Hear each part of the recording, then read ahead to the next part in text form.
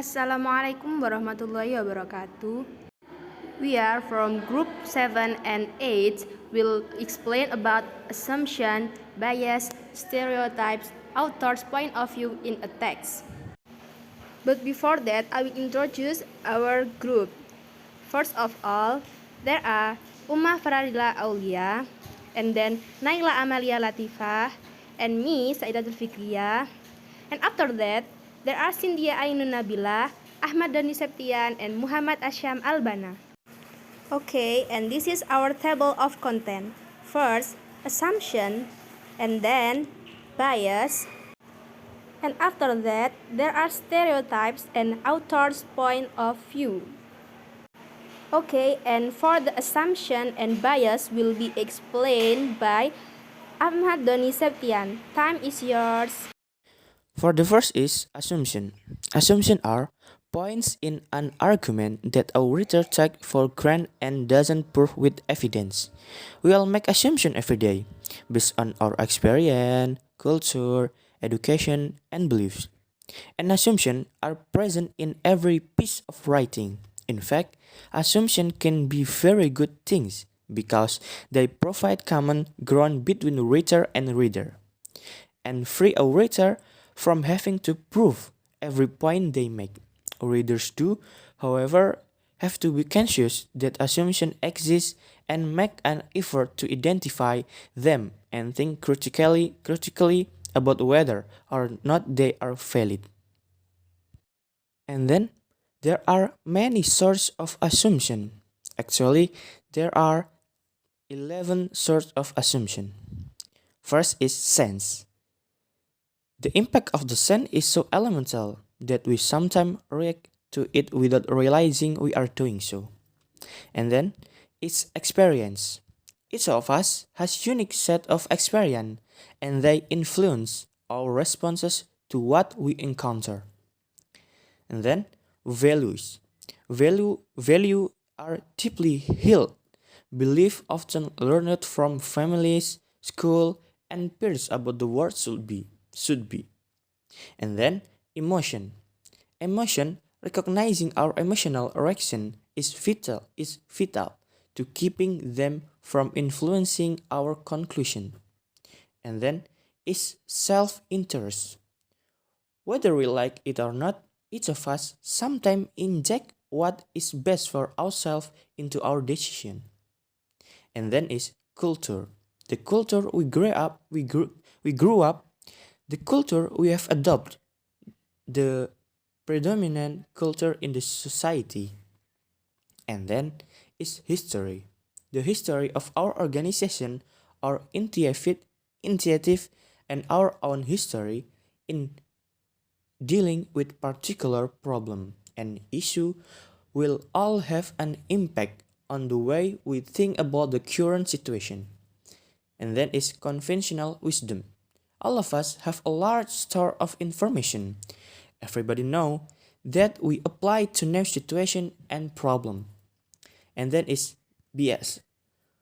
Very few of us, regardless of what we had like to believe, are free of racial or ethnic prejudice of some sort, political, moral, and other biases that can come into play here. And then is prior knowledge. What we know about a problem or issue, from personal experience, from second-hand account, or from theory, and shape our response to it. And then the last is religion. Our religion is a background. Then, now I will explain you how to recognize assumption in a piece of writing. For the first step is identify the reader's claim. What is the reader trying to prove? And then what do they want the reader to accept? And then the second is think about the reason and evidence to support the claim. And then the last is reflect on what the reader has left inside or taken for granted about their argument. Those ideas that hover in the background and must be accepted if the argument is to work. Those are the assumptions. Okay guys, and this the example. An assumption in this argument is that increasing the cost of holiday flight will discourage passengers for taking them. This may not be the case as people may be so keen to fly to holiday destination that they are prepared to pay more. Another assumption is that holiday traffic is a substantial element in air travel, whereas it may be far outweighed by business and military use of aircraft. And this is the second of the example. There is an assumption here that gross global inequalities are unacceptable. However, it's a view that the majority will accept, so it would be difficult to make a case for this being a flawed argument because of its assumption. And now we go to bias.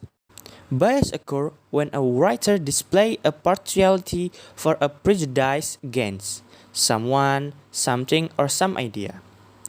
Sometimes readily identifiable in direct statement.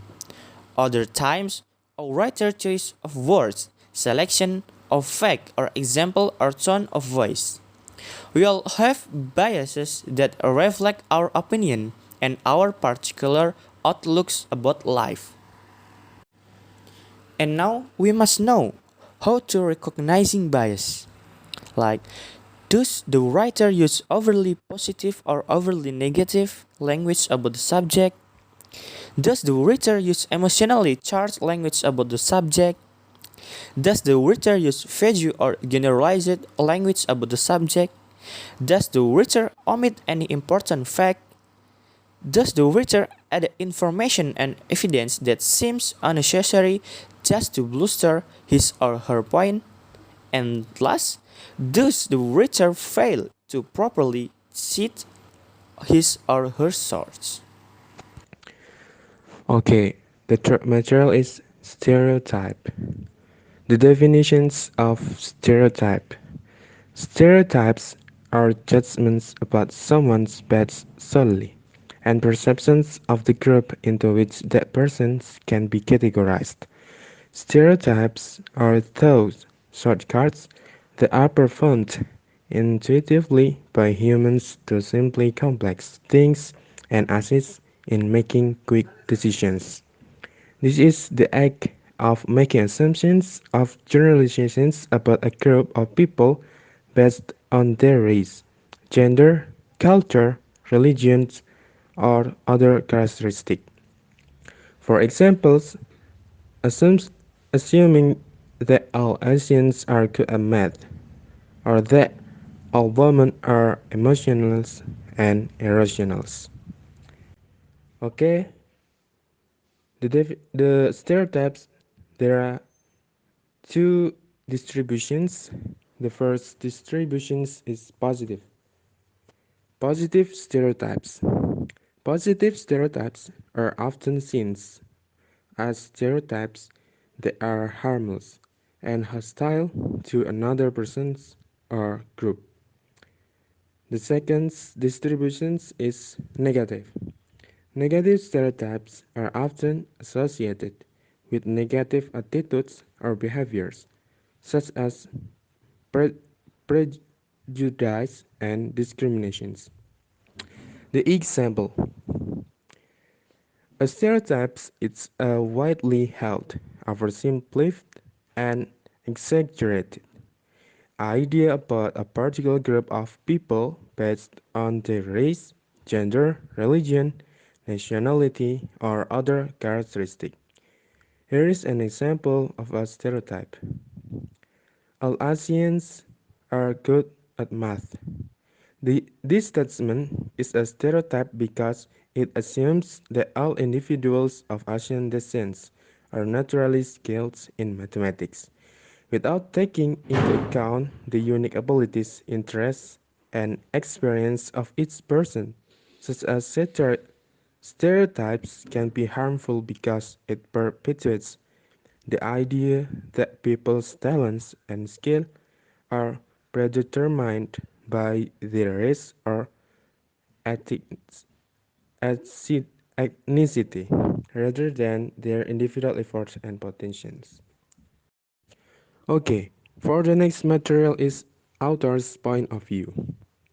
The definitions of author's point of views is the author perspective is defined as the way the author sees a topic or idea. The author purpose is the intentions or reason for the author's writing. There are three types of writing in which the reader can discover the author intents: persuasive, informational, and explanatory text. Okay, for the persuasive. In persuasive text, an opinion writer tries to convince the reader to accept a certain point of view. These texts are usually written in the first person, but can be written in the third person. Writers use rhetorical devices such as ethos, pathos, and logos to connect reader with their point of view.